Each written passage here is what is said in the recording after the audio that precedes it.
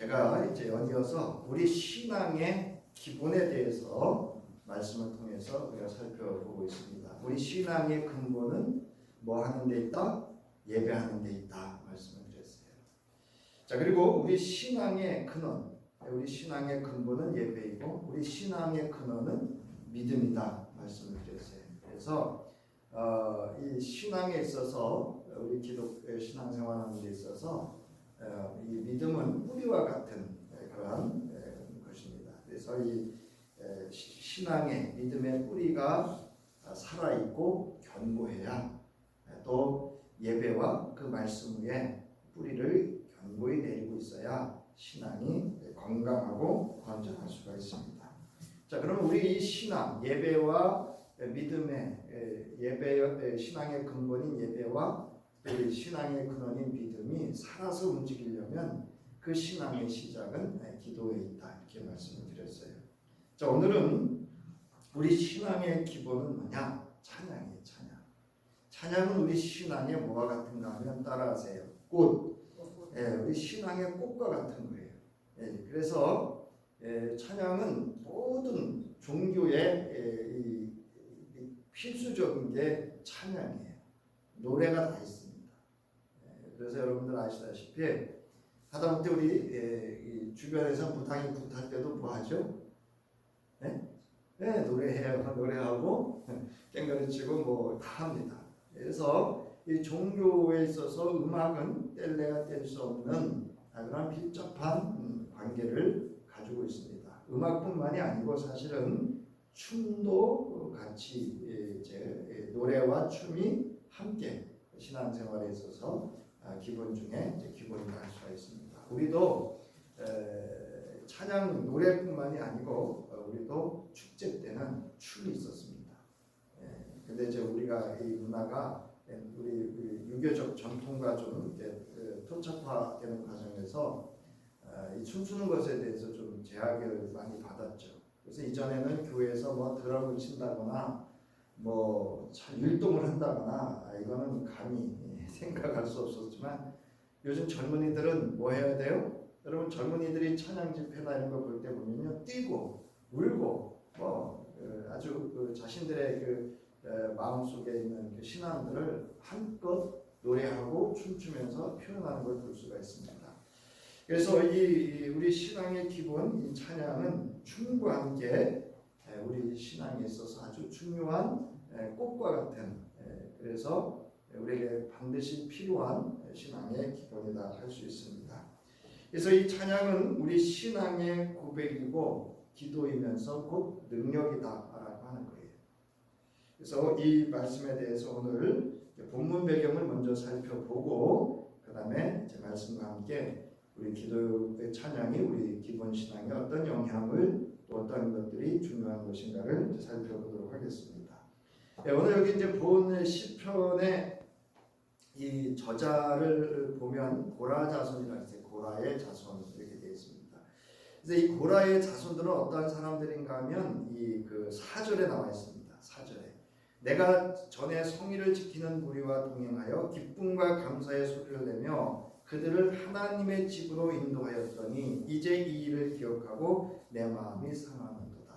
그래서 이 고라 자손들은 여기 이제 나와 있지만 성전 문지기 출신들로서 이제 레위 지파나 또는 이들이 하나님의 전에서 제사, 제의와 관련된 모든 일에 있어서 그 일들을 관리하고 또 그 문을 지키는 중요한 역할을 하는 데 있어서 이 찬양과도 관련이 있다라고 하는 것을 이제 오늘 이 시편에서 우리가 알 수가 있습니다.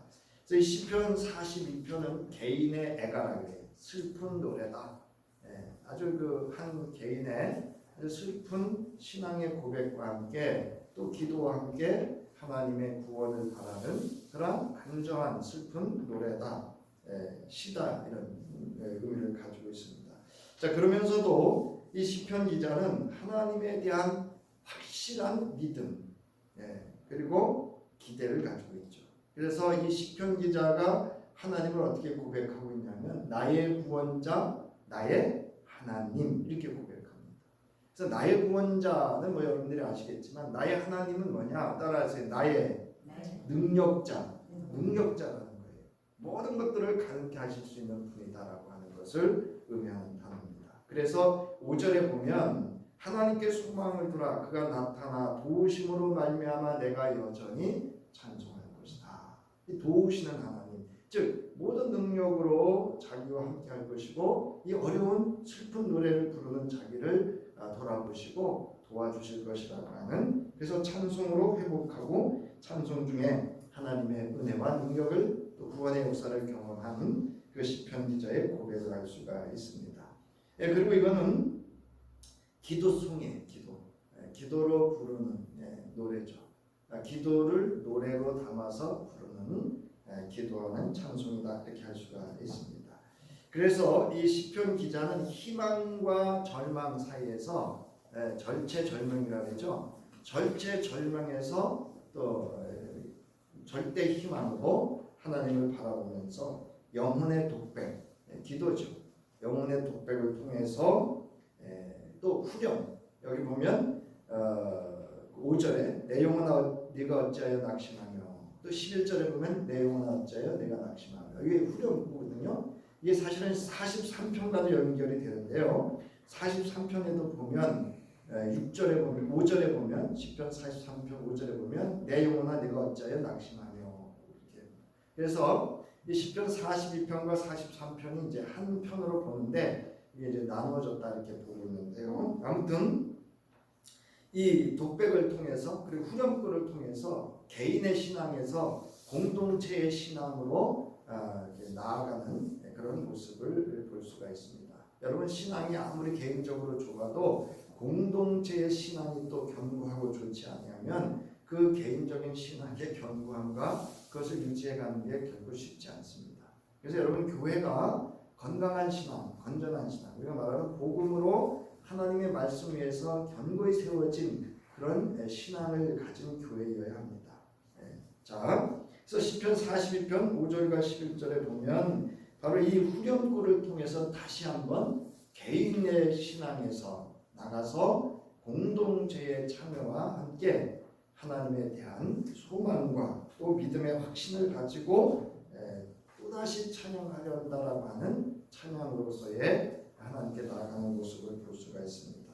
자, 내 영혼아 네가 어찌하여 그렇게 낙심하며 어찌하여 그렇게 괴로워하느냐.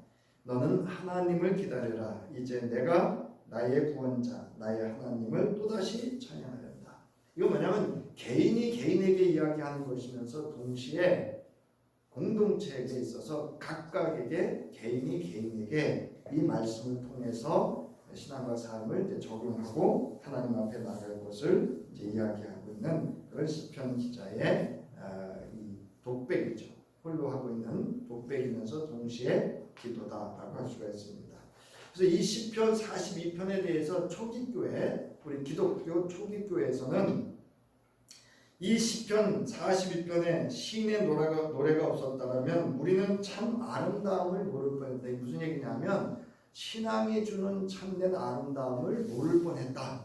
이제 이런 의미를 그렇게 표현했다고 합니다. 그리고 초대교회가 그 모진 박해 속에서도 이 아름다운 영혼의 갈증 때문에 그 고단한 가운데서도 새 힘을 얻고 어둡고 지루한 하루를 웃으며 살아갈 수 있었던 것이 바로 이 시편 42편의 시였다. 이렇게 고백을 하고 증언을 하고 있습니다. 이처럼 이 시편 42편은 개인적이든 공동체이든 아니면 나라 국가적인 차원이든 그 시대에 어려울 때 신앙으로 온전히 설 수 있는 위로가 되고 또 소망이 되고 또 다시금 우리 신앙에 위해 신앙을 세울 수 있는 그런 아름다운 우리의 신앙을 아름답게 하는 시라고 고백을 할 수 있었다라고 합니다. 시편 42편은 두 구조로 나눌 수가 있습니다. 1절서부터 5절은 광야의 계곡에서 이제 시편 기자가 경험하고 있는 것을 기록하고 있고요. 6절로부터 11절은 폭포 또는 바다, 폭포 밑이나 바다를 보면서 시편 기자가 자기의 신앙과 그 상황에서 하나님 앞에 드리는 신앙 고백과 기도와 찬양을 이렇게 나눌 수가 있습니다.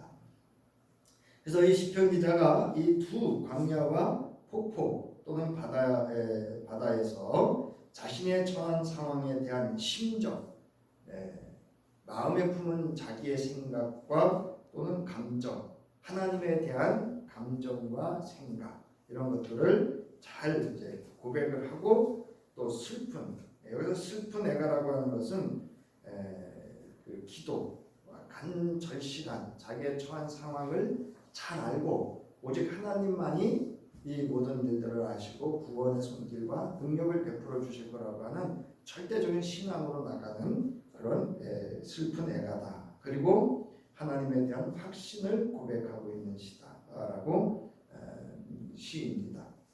그래서 본 시편 1, 2절을 보면 먼저 물 한 모금으로 시작합니다. 하나님이여 전능자여 사슴이 시냇물을 찾기에 갈급한 같이 시냇물로 표현됐는데요. 사실은 물 한 모금이에요. 그래서 이 물 한 모금이라도 찾아 마시려고 하며 마지막 숨을 몰아쉬는 사슴으로 자신의 심정을 이제 비추고 있습니다. 여기서 이 사슴은 암사슴으로 표현이 되어져 있습니다. 그래서 암사슴은 무엇보다도 여러분이 아시다시피 이 물을 충분히 섭취해야 되는 그러한 짐승이라고 합니다.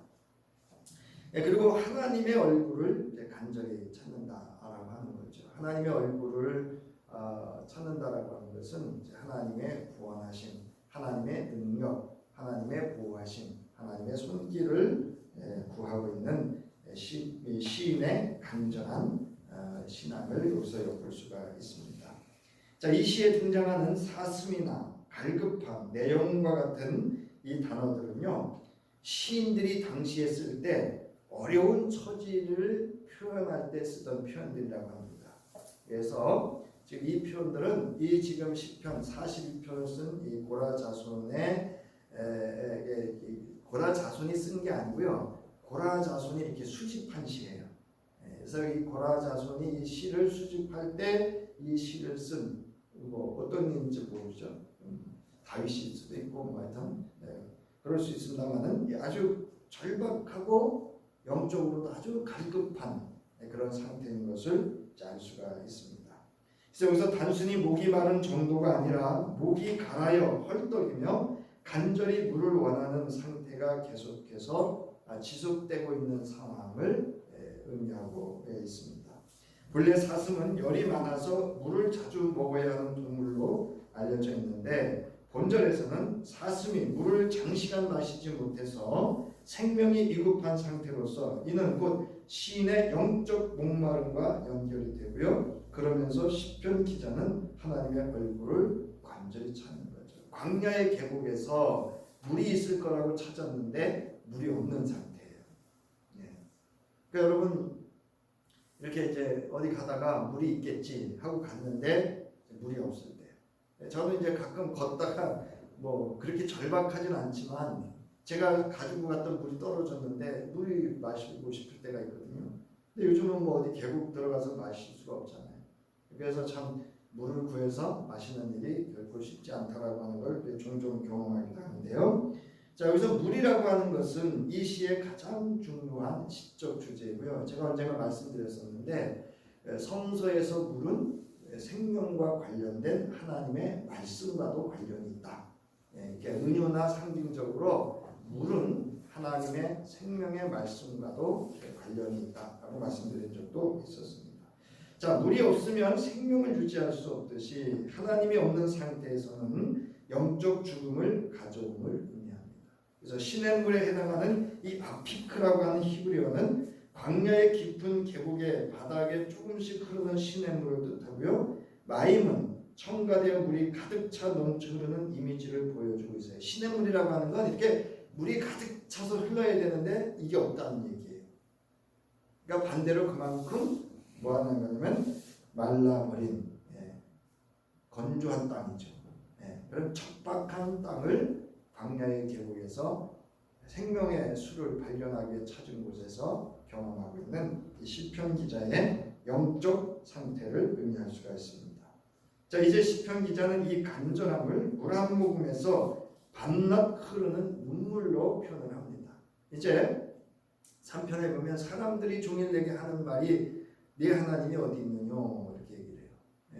이제 원수들이 조롱하는 거예요. 여러분 저나 여러분이나 누가 예수 믿는 거 조롱하면 기분이 좋아요, 나빠요? 사실 우리 신앙의 정체성은 곧 나잖아요. 그거는 하나님을 조롱하는 것과 동시에 나를 조롱하는 거거든요. 견딜 수 없죠. 마찬가지입니다.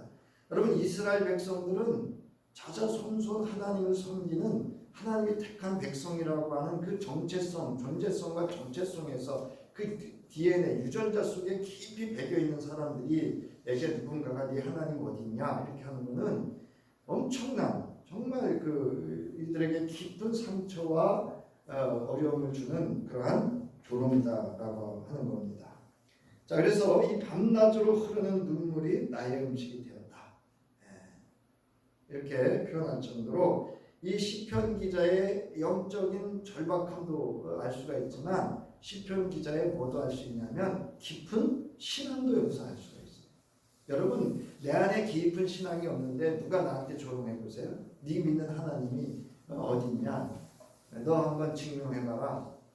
그렇게 여러분 속에 분노나 이런 어떤 안타까움이나 절박함이 없다고 한다면 아직 내 신앙이 이렇게 깊이 여기 시편 기자처럼 깊이 뿌리를 내리고 있지 않은 것일 수도 있습니다.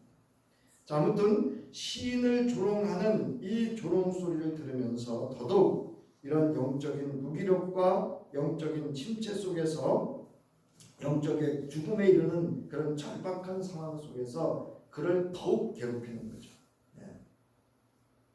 이제 자신이 스스로 무엇을 할 수 없는 그런 내적 고통 속에서 이제 큰 그 조롱, 원수들의 조롱 가운데서 이 시편 기자는 신음하고 있다라고 하는 걸 알 수가 있습니다. 자, 이제 시편 기자는 생수 대신 자신의 눈물을 밤낮으로 마시는 처지에 놓여 있었습니다. 이러한 표현은 고대 근동 문학에서 흔히 볼 수 있는 것으로 극도의 슬픔을 나타내는 시적 표현이죠. 근데 여러분 시편에 보면 이런 표현 있죠. 하나님께서 내 눈물을 병에 담으시고 이렇게. 그러니까 우리의 눈물의 기도, 우리의 눈물의 그 고통의 아픔의 눈물을 하나님은 친히 받으시고 있다라고 하는 걸 여러분 믿으시기 바랍니다. 그러니까 여러분 눈물, 우리의 흐르는 하나님 앞에서 흐르는 눈물은 결코 공짜가 없습니다. 하나님이 다 받으시고 기억하시고 때가 되면 응답해 주시고 역사해 주실 것을 믿으시기를 주의 이름으로 축원합니다. 여기서 눈물이라고 하는 것은요 슬픔과 애도를 나타내는 시적 표현이에요. 그래서 사실은 여러분 이 시편이 해석하기가 좀 어렵지만 또 해석해 보면 참 은혜가 되고 이 시편만큼 우리가 드릴 수 있는 기도의 깊이를 더할 수 있는 게 없다고 할 정도로 이 시편은 찬양이면서 동시에 기도이고 또 하나님의 크신 메시지를 경험했던 이들이 그 메시지를 전해주는 믿음의 산 증인이고 증거로서 우리에게 주어지는 아주 좋은 것이 있다고 한다면 시편이 아닐까 싶습니다. 자, 이제 시편 기자는 앞서 말씀드렸듯이 성일 곧 성전 축제를 기억하면서 이제 그 모든 예배에 참여한 이들과 함께 하나님을 찬양하면서 기쁨의 감사의 노래를 부르고 축제의 함성, 축제의 함성이라고 하면 곧 춤이에요. 춤추면서 이제 이렇게 노래하면서 춤추는 그 축제의 때를 기억하면서 하나님의 집으로 인도하던 자로서의 그때를 회상하면서 다시금 하나님의 놀라우신 그런 회복, 구원의 역사가 또 능력의 역사가 나타나기를 소망하고 있다는 걸 알 수가 있습니다. 자, 4절을 보면 기쁜 감사의 노래소리와 축제의 함성과 함께 내가 무리들을 하나님의 집으로 인도하면서 그 장막으로 들어가고 했던 이들을 여러분 장막은 하나님이 거한 처소예요. 그 처소를 향해서 나가는 그런 과정이죠. 내가 기억하고 내 가슴이 미어지는구나. 제가 이제 우리 지방교회 그 진정서를 했던 청년들한테 제가 이런 말을 했어요. 안식년을 가져라. 그동안 당신들이 10년 넘게 그 교회에서 모든 것을 다 내어서 헌신했고 충성했고, 그래서 교회 목회자만 안식년이 있는 게 아니고 성도들도 안식년 할 수 있으니까 6개월이든 1년이든 안식년을 충분히 취한 다음에 교회를 선택하고 예배 생활을 다시 시작했으면 좋겠다. 그 얘기를 제가 말씀을 드렸었어요. 왜냐하면 이런 그러면서 제가 어떤 이야기를 했냐면, 오히려 그 안식을 통해서 주일이면 성서를 읽고 뭐 늘 읽어도 더 좋고, 예배하는 그 시간에 성서를 읽고 찬송하고 기도하면서 하나님을 통해서 나 자신을 깊이 성찰해봐라. 그래서 다시 한번 하나님과의 관계 속에서 내가 누구인지, 그리고 지금까지 내가 살아오면서 어떤 것들이 부족했고 어떤 것들이 잘못돼, 이런 걸 다 좀 살피고 그 다음에 교정을 하고 그 다음에 자기 자신을 하나님 앞에 반드시 세운 다음에 교회를 선택하고 예배 생활을 했으면 좋겠다. 제가 이렇게 고민을 했어요. 자, 오늘 이제 이 시편 기자는 지금 이 4절의 기억을 통해서 자신의 신앙을 다시금 뭐 하는 거냐면 이렇게 고정하는 거예요. 교정시켜서 고정하는 거예요. 이제 막 흔들렸다는 얘기예요. 사실은 이쪽으로 흔들리고 저쪽으로 흔들리고 막 이런 흔들리던 상황 속에서 그때를 회상하고 기억하면서 자신의 신앙을 다시금 바로 잡았다는 거죠. 그러니까 여러분, 과거가 꼭 우리에게 우리의 신앙과 삶을 견고하게 할 수 있는 그런 디딤돌이 될 수 있고요, 버팀목이 될 수 있고요, 그런 그릇터기가 될 수가 있습니다. 자, 여기 이제 시편 기자는 그 영광스러웠던 날들을 회상하면서 자신의 마음이 상했다. 뭐냐면 상했다는 얘기는 이거를 못하는 것에 대한 격한 아쉬움의 감정을 표현하고 있는 거죠. 그러니까 여러분, 우리는 예배하지 못함에 대한 그러한 격한 이런 어떤 안타까움, 절박함, 이런 것들이 우리에게는 사실 필요하죠. 그래서 예배를 함에 있어서도 여러분, 간절한 마음으로 하나님을 바라보면서 이 예배에 참여할 수 있기를 주의 이름으로 축원합니다. 여러분, 사람 보지 마세요. 제 동생이 하나 있는데요.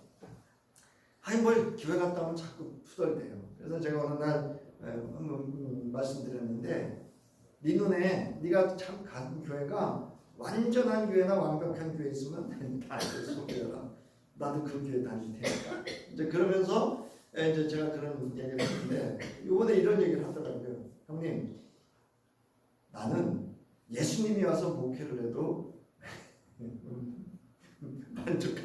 만족한 게 없을 것 같아. 그 얘기를 하더라고요. 맞다.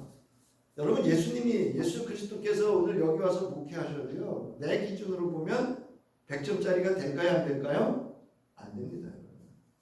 그러니까 여러분, 신앙은 사람 보는 거 아니에요. 누구 봐야 돼요? 네? 하나님 보시기 바랍니다. 하나님 보셔야 돼요. 하나님 보고 하나님 보고 하나님의 말씀을 통해서 나를 살펴야 돼. 내가 이 상황에서 어떤 존재로 어떻게 할 것인가를 살펴야지, 너를 보는 게 신앙 아니에요. 자, 시편 기자는 이런 가운데 자신을 향해서 하나님을 바라라, 그 얼굴의 도우심을 인하여 오히려 찬송하라, 이렇게 얘기를 합니다. 제가 말씀드렸죠. 신앙은 나와의 대화 속에서 하나님께로 나아가는 거다. 제가 이제 설교를 말씀을 이렇게 증거하고 설교를 하잖아요. 이 말씀을 여러분들이 다시금 여러분과 대화를 해야 돼요. 이 말씀으로. 정말 내 영혼이 여기처럼 내 영혼이 어찌해서 낙심하고 내 속에 왜 불안해하는지, 정말 내가 하나님께 소망을 두고 있는지, 내가 하나님의 도우심을 구하고 있는지, 그러기 위해서 내가 또 다시 찬양을 하는지, 나와 나 속에서 하나님께 나아가는 신앙의 믿음의 대화들이 이루어져야 돼요. 그래서 여러분, 신앙은 누가 대신해 주는 거 아닙니다. 자, 오늘 시편 기자는 따라하시기 바랍니다. 또다시 찬송하리라. 이 신앙에 또다시 기도하고 또다시 예배해요. 실패할 수 있어요, 여러분. 저 여러분 교회 안 나온다고 제가 뭐 이거 없어요. 저는 또다시 나오시면 되고, 기도 안 되면 또다시 기도하시면 되고, 또다시 찬양하시고, 또다시 복음 전하고, 또다시 내가 신앙생활로 살아가면 되는 준비 되시기 바랍니다. 또다시가 중요한 거예요. 이게 믿음에 깨어있는 겁니다. 자, 이제 여러분 그 다음 페이지 시편 기자는 극심한 고통 가운데서도 하나님을 바라고 또다시 찬송하며 자신의 신앙 회복과 살 길을 찾고자 하는 굳은 신앙의 의지를 보여주고 있습니다. 이게 깨어있는 신앙. 자, 찬송하리로다라고 하는 것은 이 단어의 의미, 함축된 의미가 이 히브리인들에게는 어떤 의미를 가지고 있냐면요, 거기 나와 있듯이 하나님이 누구신가에 대한 고백이고 그가 행하신 구원 사역에 관한 고백인 동시에 감사의 표현이 바로 찬양이라는 그 찬송하리로다는 단어 속에 함축되어 있습니다. 그러니까 이스라엘 백성들은 찬송합시다 이러면 뭐냐, 하나님이 누구신지에 대한 고백과 그가 행하신 구원 사역과 그 모든 것에 대한 감사의 표현이 담겨 있는 것이 찬양이다라고 하는 것을 유대인들, 히브리인들은 딱 받아들입니다. 그러니까 우리 오늘도 마찬가지. 우리가 하나님을 찬양합시다 하면 하나님이 누구신가? 여러분 찬송가를 잘 보세요. 찬송가를 보면 하나님이 누구신가를 고백하고 있고 증거하고 있고, 그 다음에 거기에 따른 구원의 역사, 하나님이 행하신 구원의 역사들을 또 이렇게 표현하고 있고, 그 다음에 그것에 대한 신앙 고백이나 감사를 표현하고 있는 게 우리가 부르고 있는 찬송가에도 대부분 이런 구조로 되어져 있다라고 하는 겁니다. 자, 그래서 여기 시편 쭉 있는데요. 자, 시편 30편 12절을 보면 거기 오타가 있네요. 시편 30편 12절에 보면 내 영혼이 잠잠할 수 없어서 주님을 찬양하렵니다. 주 나의 하나님, 내가 영원토록 주님께 감사를 드리렵니다. 그러니까 여러분, 우리의 심령에 대한 그 하나님의 어떤 분이신지, 하나님의 구원에 대한 확신이 있다고 한다면 우리 마음이 복잡하고 때로는 불안하고 때로는 뭐 어떤 상황에서 우리가 휩쓸려 있을지라도 곧 뭐 할 수 있느냐? 주님을 찬양하고 주님께 감사할 수 있다. 이게 또다시 찬송하는 찬송이 신앙의 기본으로 되어 있는 성도의 신앙의 태도입니다. 자, 이제 본문과 함께 이제 적용할 텐데요. 반복되는 얘기는 좀 생략을 하고요. 먼저 찬양은 나 자신의 신앙 고백입니다. 그래서 여러분 찬양은 왜 남이 썼다고 해서 남의 신앙 고백이 아니에요, 여러분. 우리 여기 찬송가 있잖아요. 그 찬송을 부를 때는 그 작사자의 신앙 고백이 아니라 내가 부를 때는 누구의 노래예요? 나 자신의 신앙 고백인 줄 믿으시기 바랍니다. 네.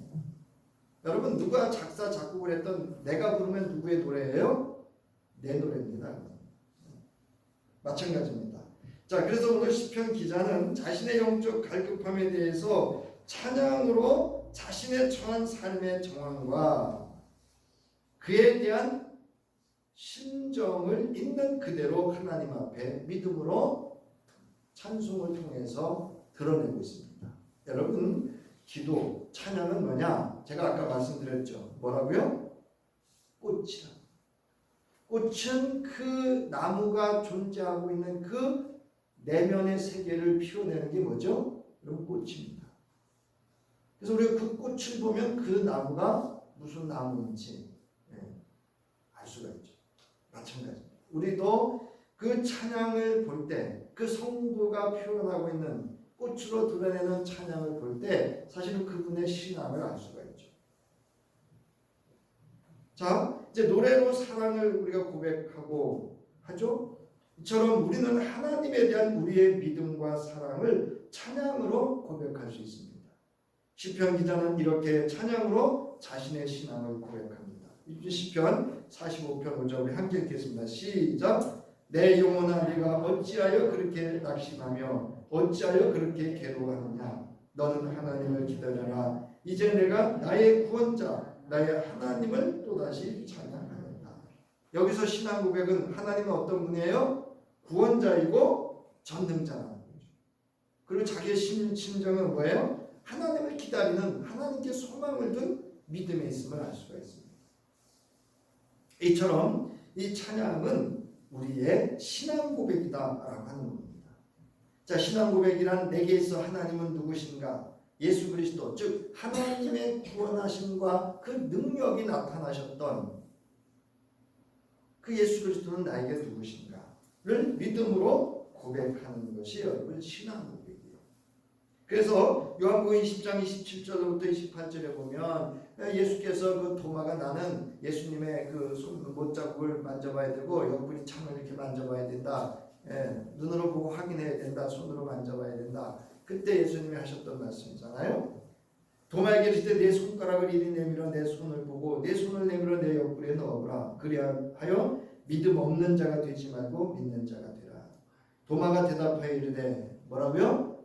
나의 주님이시요 나의 하나님이십니다. 나의 구원자이시고 나의 전능자이십니다. 이게 여러분 신앙입니다. 구약 성경에 이스라엘 백성이 홍해를 건넌 후에 불렀던 찬송이 있습니다. 출애굽기 15장에 보면 거기 하나님에 대해서 이스라엘 백성 모세의 노래라고 그랬죠. 모세가 노래하고 미리암은 뭐 했다고요? 네? 춤췄다고 해요. 그때 여기 보면 출애굽기 15장 여러분 2절 보세요. 주님은 나의 힘, 나의 노래, 나의 구원, 주님이 나의 하나님이시니 내가 그를 찬송하고 주님이 내 아버지의 하나님이시니 내가 그를 뭐하는다? 높이는다. 이게 여러분 신앙 고백이에요. 나에게 있어서 하나님은 누구냐? 힘이고 노래고 구원이고 전능자다. 그래서 여러분 찬송은 나 자신의 신앙 고백입니다. 찬송으로 내가 경험한 하나님, 내가 믿음으로 고백한 예수 그리스도를 노래하는 것이 여러분 찬송가입니다. 설교자인 저는 찬송가 288장을 즐겨 부르고 사실은 아주 사모하는 그런 곡 중에 하나예요. 예수 나의 구주 삼고 그죠? 성령과 비로소 거듭나니. 그러면서 이제 그 후렴께 뭐라 했어요? 이것이 나의 간증이요 이것이 나의 찬송일세 나 사는 동안 끊임없이 구주를 찬송하리로다. 할렐루야. 이 찬송가 부를 때마다 제 신앙에 대한 아주 이렇게 견고한 때로 이제 어렵고 힘들 때도요 이 찬송가를 부르면 이렇게 탁 자리를 잡아요. 제 신앙이. 자, 여러분 이는 변함없이 하나님의 구원하심으로 인한 그리스도의 흔적을 그 몸에 새기고 그의 삶 가운데서 그리스도를 경험하며 살아내겠다는 신앙 고백의 찬송이거든요. 이 찬송. 예수로 나의 구주 삼고 이것이 나의 간증이고 나의 찬송이다. 나 사는 동안 끊임없이 나는 구주를 찬송할 것이다.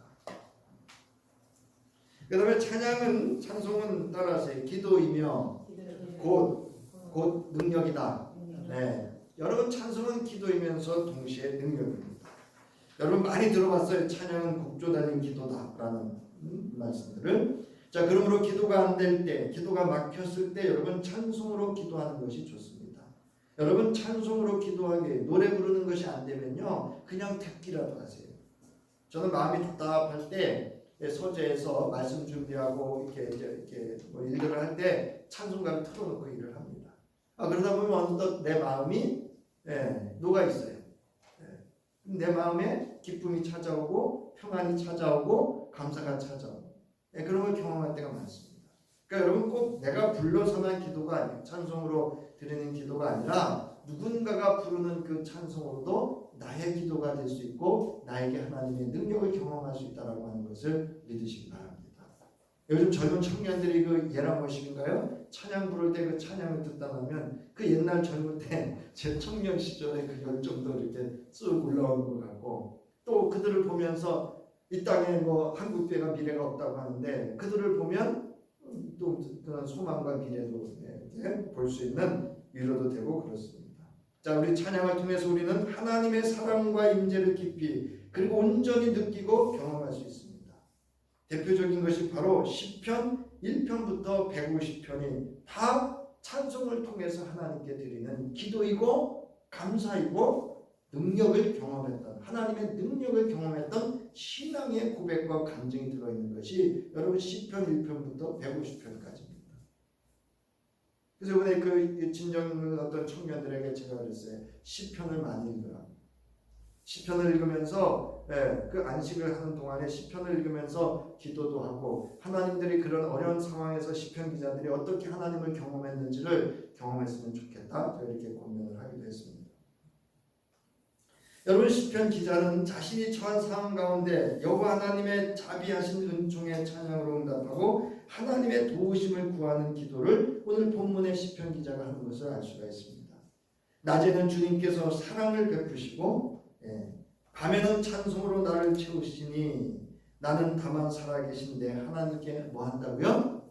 기도합니다.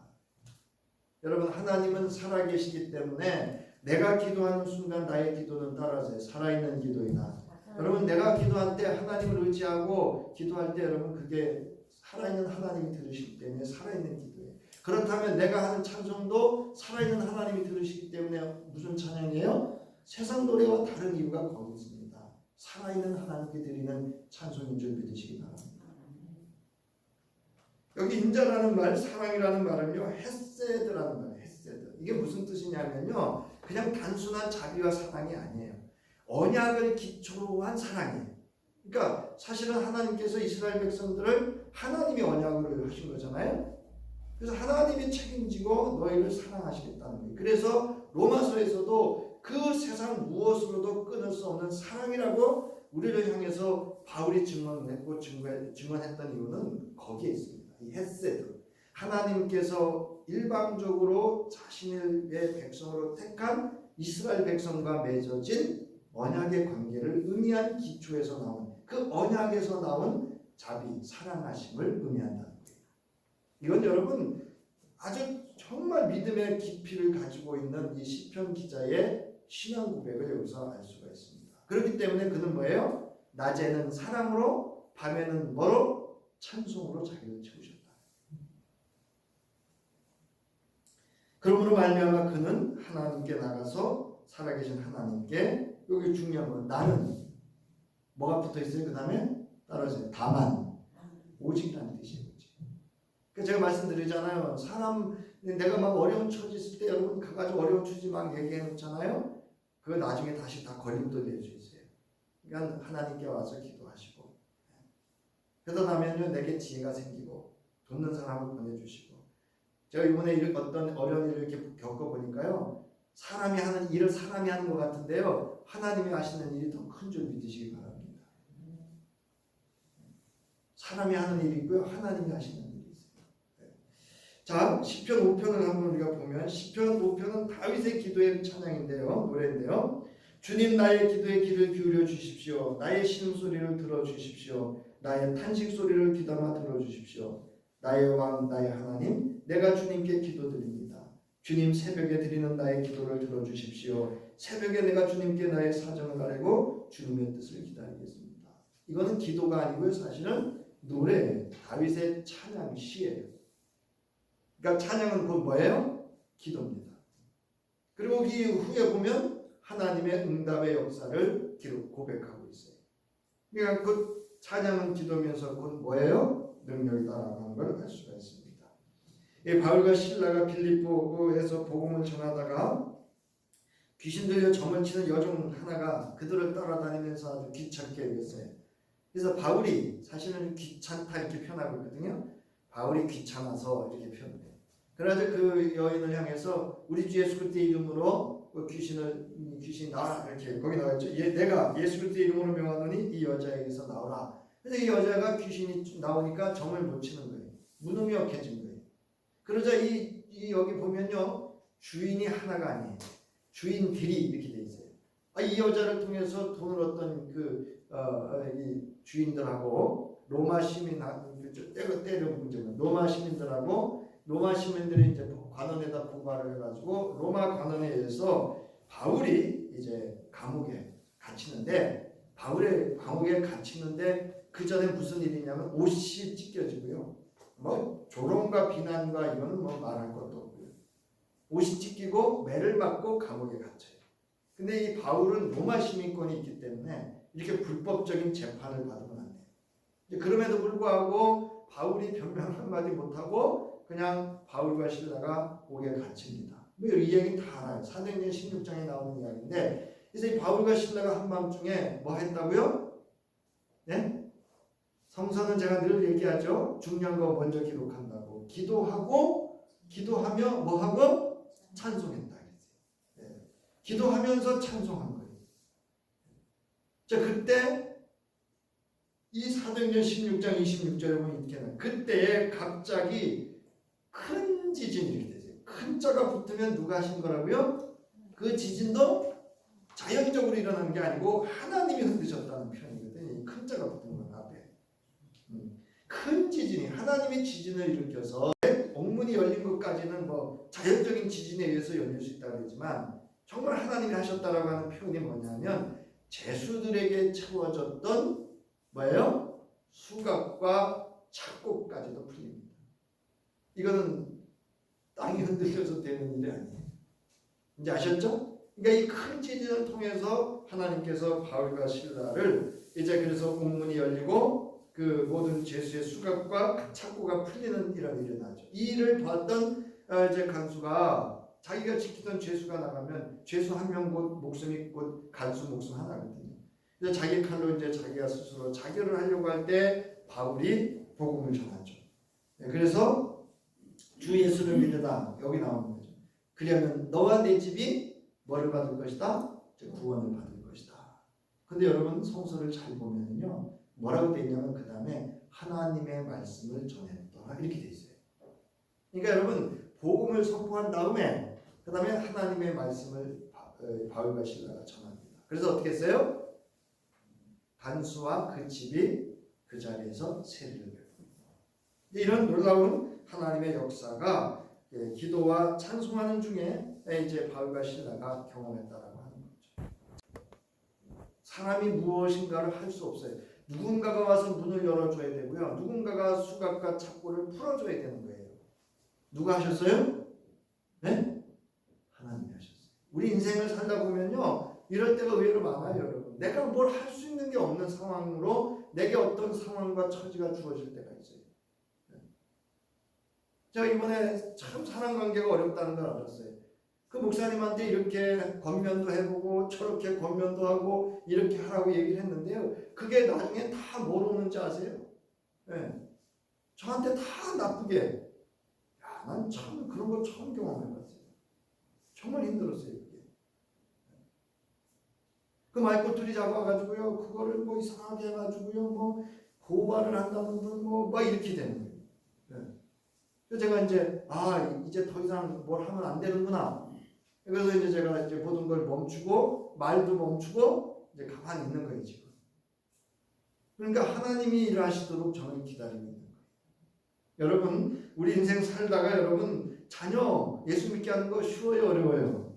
어려워요. 이거 참 어려워요. 네. 내 뜻대로 안 돼요. 참 좀 믿어주면 좋겠는데. 그러나 여러분 우리가 할 수 있는 일은 뭐밖에 없어요? 따라서 기도하고 찬송하고. 그러다 어느 날 우리 자녀들의 눈을 열어주고요. 그 마음을 열어주시고 그 발걸음을 인도해서 우리가 바라고 원하는 믿음의 길로 예수 그리스도를 따라서 하나님 나라에 하나님 나라로 살아갈 수 있는 그 믿음에 참여할 수 있다. 라는 소망을 우리는 누구에게 둬야 돼요? 하나님께 둬야 합니다. 자, 이제 본문으로 다시 오면 본문의 시편 기자는 환난 중에 찬양으로 기도를 드리고 있습니다. 이처럼 시편 기자 특히 시편 22편에 보면 다윗도 하나님께 찬양 중에 거하심을 믿고 그도 하나님 앞에 기도했던 것을 알 수가 있습니다. 시편 22편에 보면 다윗이 이렇게 고백하죠. 내 하나님이여 내 하나님이 어찌 나를 버리셨나이까. 어찌 나를 멀리하여 돕지 아니하시우며 내 신음소리를 듣지 아니하시나이까. 이거 어디 들어봤죠? 예수님이 어디서 하셨던? 예? 십자가 위에서 하셨던 기도입니다.